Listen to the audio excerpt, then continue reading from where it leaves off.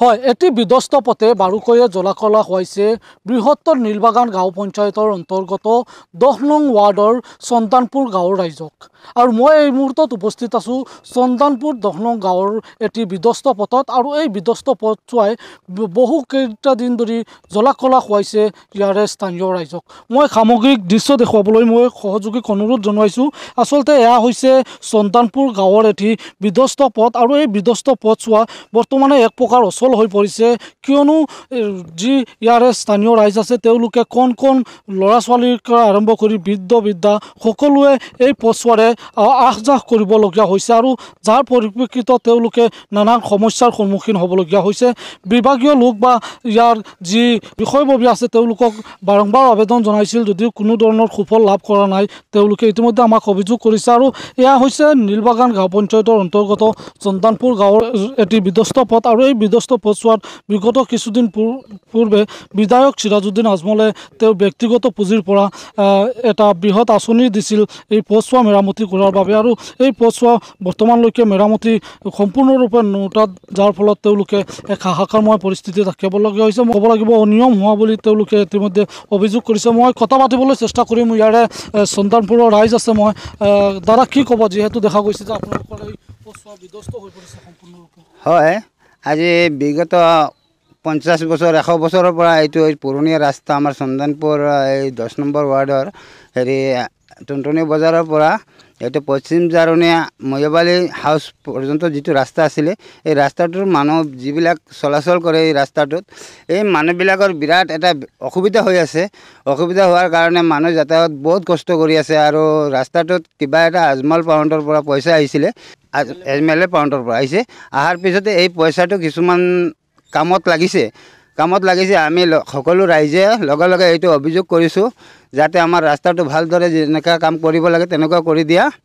আৰু এই ৰাস্তাটোত যিখিনি ৰাবিছ পেলাইছে, ৰাবিছ পেলোৱাৰ সময়তে আমি কৈছিলোঁ বোলে এই ৰাবিছবিলাক ভাল নহয়, এইটো পেলাব নালাগে। এইটো আমাৰ যিকেইজন ৰাইজৰ অভিযোগ আছিলে সিহঁতক সকলোৱে কমপ্লেইন কৰিছে এইটো পেলাব নালাগে। সিহঁতে নামানি এই বস্তুটো ৰাবিছটো পেলোৱাৰ কাৰণে ৰাস্তাটো আৰু বেয়া হৈছে। এতিয়া ৰাইজ এনেকুৱা হুলস্থুল এটা পৰিৱেশ হৈছে, ঘৰৰ পৰা ওলাওঁতে গাড়ী দুচকীয়া বাহন লৈ ৰাস্তাটোত ওলাব নোৱাৰে। আৰু কণ ল'ৰা ছোৱালী এই ৰাস্তাটোত স্কুলত যায়, মছজিদত যায়, সিহঁতৰ বহুত কষ্ট হৈ আছে। কোনোবা ছোৱালী ল'ৰা স্কুলত যাব নোৱাৰে, ৰাতিপুৱা মছজিদত যাব নোৱাৰে। সেইকাৰণে আমি অভিযোগ কৰি আছোঁ আজমল তৰফৰ পৰা আমাক যিটো সহায় কৰিছে, এই সহায়টো আমি সকলোৱে যেনেকুৱা সুবিধা হিচাপে পাব লাগিছিল সেই সুবিধা হিচাপে আমি পোৱা নাই।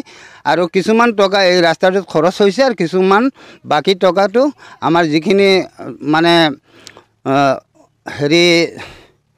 কণ্ট্ৰেক্টৰসকলক যিখিনি সমজাই দিছিলে সেই সকলো টকা সম্পূৰ্ণ কামত লগা নাই। কিছুমান টকা সিহঁতৰ হাতত আছেই।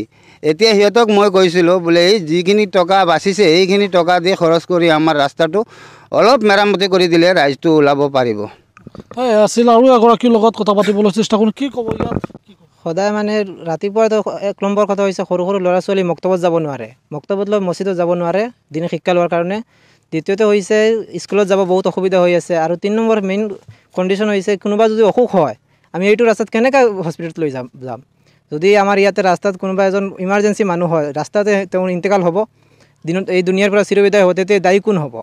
সেইকাৰণে আমি ৰাইজক এটাই অনুৰোধ কৰিম যাতে চবে চাই আমাৰ যিখিনি অসুবিধা হৈছে, যিখিনি পইচা দি আমি কামৰ যিখিনি পইচা আহিছিল সেইখিনি কাম হোৱা নাই ভালকৈ, আৰু অলপ কাম হৈছে সেইখিনি ভালকৈ কৰাৰ অনুৰোধ জনাইছোঁ। কিমানটা পৰিয়াল এই পথছোৱাৰে? আমাৰ এইখন গাঁৱত 50 ঘৰ মানুহ আছে।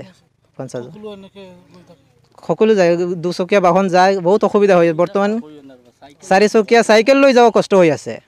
এতিয়া ৰাস্তাত আপোনালোকে দেখা পাইছে কটীয়া ৰোৱা লগা হৈছে, ৰাস্তাত অসুবিধা বহুত বেয়া হৈ আছে ৰাস্তাৰ। এটাই আহ্বান কৰিম সিহঁতে যাতে বস্তুটো ভালকৈ তদন্ত কৰি আমাক সহায় কৰে অলপ। এয়া আছিল চন্দানপুৰ গাঁৱৰ ৰাইজ। আৰু তেওঁলোকে এটাই কথা কৈছে যে এই পথছোৱাৰে বিভিন্ন সমস্যাৰ সন্মুখীন হৈছে তেওঁলোকে, কিয়নো যি ৰোগীয়া লোকসকল বা কণ ছাত্ৰ ছাত্ৰী আছে তেওঁলোকে বিদ্যালয় যোৱাত বিভিন্ন সমস্যাৰ সন্মুখীন হৈছে।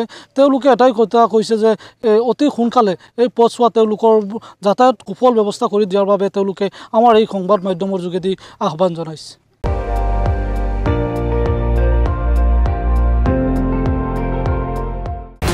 আপুনি চাই আছে ND24 সৰ্বশ্ৰেষ্ঠ নহয় সৰ্বোত্তমৰ দৌৰত